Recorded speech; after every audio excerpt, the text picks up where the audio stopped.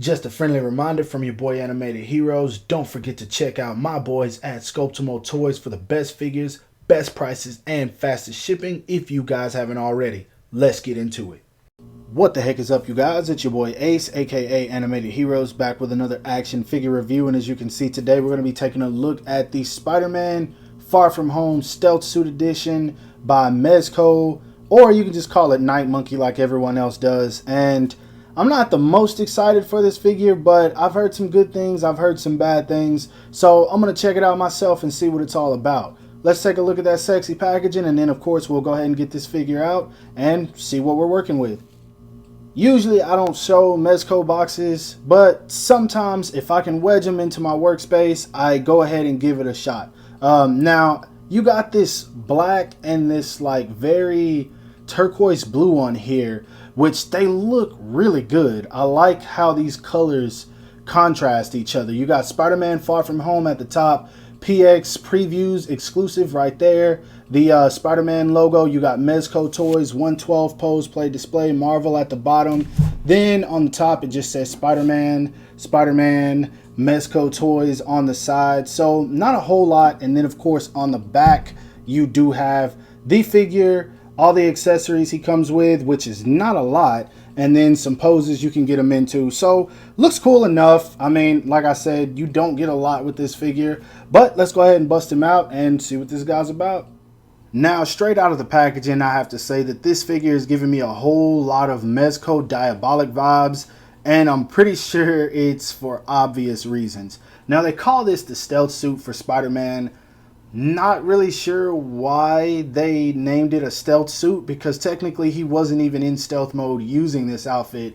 He just went out to help Mysterio fight that big whatever it was that was supposed to be destroying the city. But yeah, he was just out in public pretty much. I mean, obviously he couldn't use his regular costume, but I didn't see the need for him to be stealth. Now, that being said, I do think Mezco did a really good job with this figure. I like how it's not a very soft look to the outfit like they did with the Marvel Legends version, which of course price point is the main factor. But as you guys can see, there's a lot of texturing in this suit, just all over the place. I really like how they did the belt right here. It's got a nice sculpt to it. It's a floating piece, of course. You've got his web shooters, different kind of sculpt on the gloves. Not sure if you guys can see it, but it goes from a gray to a black right here. The mask is more of a gray. It looks like a ski mask, but you can actually lift these as well. Now, strange enough, even though it's just the eyes, maybe it's just the fact that I know the actor, but that still does look like Tom Holland to me. So I think they did a good job with that. Then on down to the legs, of course, you still have a whole lot of detail going on down here. Texturing in the side of the pants, right here on the front, it's a little bit different. And then at the boots, you got all the way down. These boots look a little weird. They're different than I was expecting, but then again, if I haven't really just looked at this outfit. But yeah, let's go ahead and put this guy back and do a side-by-side comparison with the Marvel Legends so you guys can really see the difference between the two. Now, you guys can completely ignore Diabolic if you want to, but I had to throw him out there just to show you guys what I mean. Like, these dudes look like a trio of the Three Stooges. You got the smart one, you got the middle one, and then you just got this guy right here who we don't know what's going on with. But anyway, as you guys can see, putting this guy back, you don't really see a whole lot of the texturing in the outfit because of the fact that it's not as much light hitting it. But if you look at this guy, there's a lot going on, but at the same time, like I said, it's a very soft sculpt. On this guy, they actually did the eyes white versus this silver they did on this one, which of course this one's more accurate. As far as the costume itself, I couldn't tell you which is actually more accurate, but I will say I do like the Mezco version a whole lot better. Now, I know some people decide, hey, $20 figure, I'll get that as a replacement. To each his own. You're definitely going to get a whole lot more movement out of this guy right here, but this one, in my opinion, in terms of looks, I like a whole lot better. And one thing I forgot to mention, I don't know what's up with this, but if you stand him straight up, looking at him from the side, he looks fine. But like if you turn him this way or even forward, I don't know what they used right here, but it looks like this guy's got a gut. It's weird looking because from the side he looks fine, like I said, but from the front, maybe just the way the light's hitting him, I don't know. It looks very, very weird. But anyway, let's go ahead and put this guy back and see how tall he stands because he is pretty tall. Now, to the top of his head, as you guys can see, Night Monkey honestly is a little over 6 inches, right under 6.5. So he's going to fit in scale with your 6-inch figures, of course. But he's supposed to be a teenager technically. So if you pose this guy with anything SH Figuarts, probably even Mafex, I don't think that he's going to scale well with them unless you have him in some kind of dynamic pose, or maybe it's a perspective shot. But yeah, I don't think that's going to work. Of course, I will do some size comparisons a little bit later. Now let's go ahead and take a look at the articulation. He looks up that much, so really good. I'm happy with that. He looks down about that much, which is as far as you can get.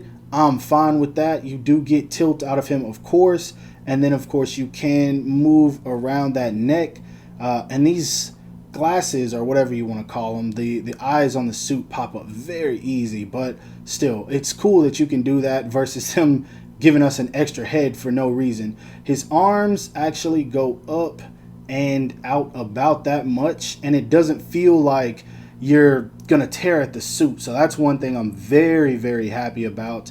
Now, of course, make sure to pull out the fabric so that doesn't wrinkle. They can go up about that much, so really good. Of course, you can kind of bring them forward over his chest. Not sure. Yeah, it does feel like there's a butterfly joint in there, so that's cool as well. You do get a bicep swivel, double jointed elbows, thankfully. His hands are on, I believe, a hinge. And yeah, you can move those back and forth however you want. As far as the chest, there's a diaphragm joint in there, but you don't get much out of it at all.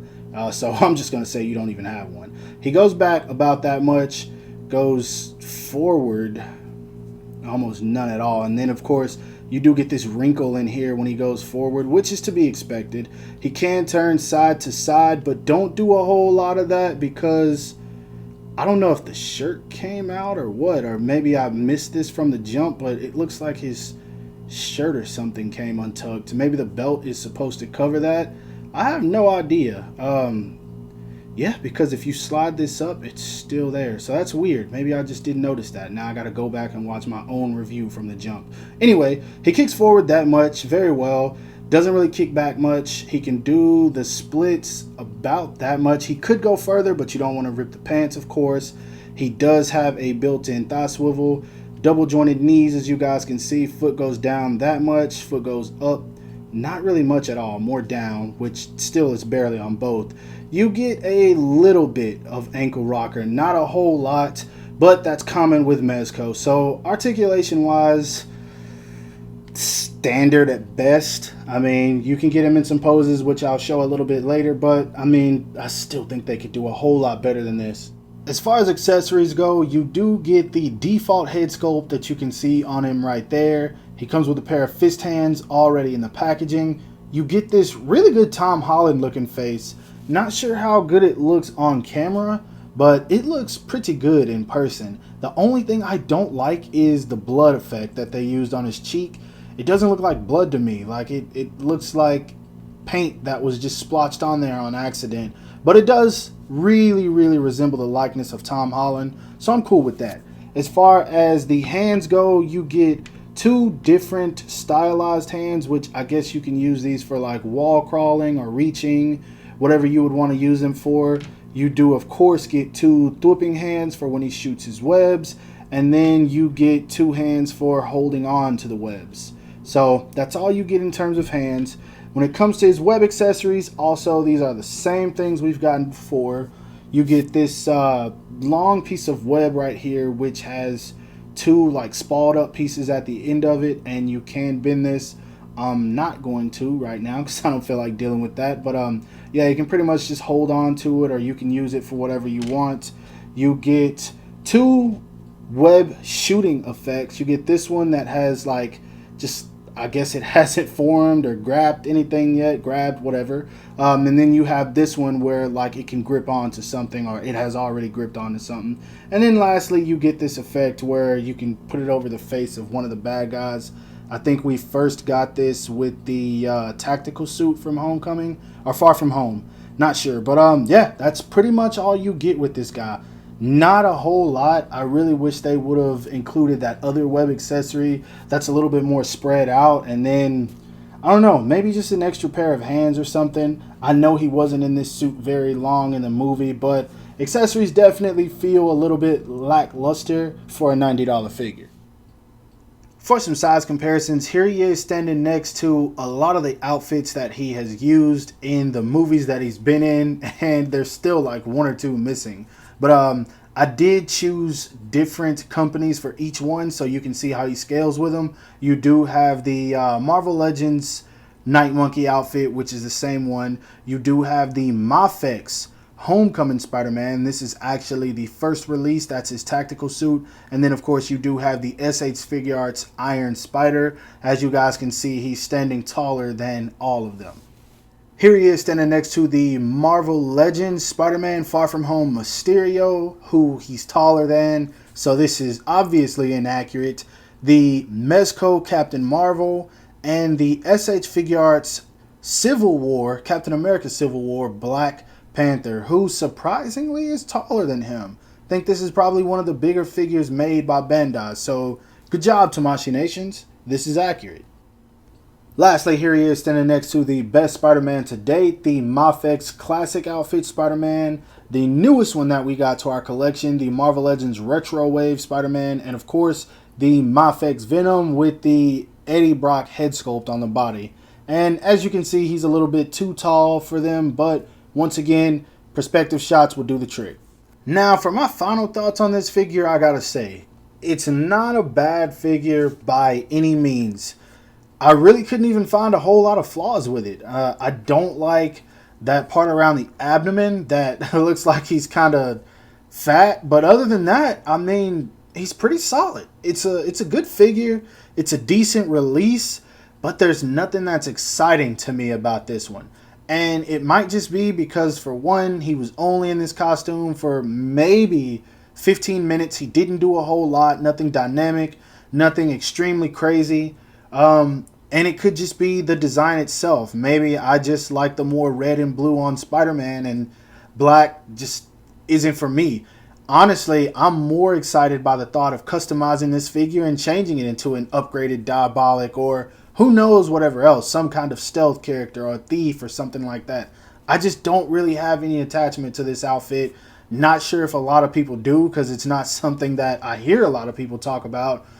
I don't know. It's just, for me, this figure's meh. Not a bad release, not a great release. If I had to rate it, I'd say it's an 8 out of 10, because it's a really good figure, but just something not doing it for me. And that just made it go down to a 7. Nah, but seriously, guys, honestly, I recommend the figure if you're a fan of this outfit, or if you're just someone who's a completionist. As long as you like Mezco and know what to expect, I'd say go ahead and pick it up. This isn't a figure that I see getting very expensive, because I don't think there's a whole lot of excitement built around it. This is one I haven't even really heard a lot of people talk about. Even though it released overseas like a month ago, I haven't really heard anyone talk about this figure, so I wanted to check it out for myself. But that being said, this is my review. I hope you guys enjoyed it. If so, don't forget to give it a thumbs up. That always helps me out. Subscribe to my channel if you haven't already, and make sure to hit that bell icon to be notified whenever I upload new content. Lastly, follow me on everything you see listed in the description below to keep up with my activity outside of YouTube. You guys have a great rest of your day, and peace.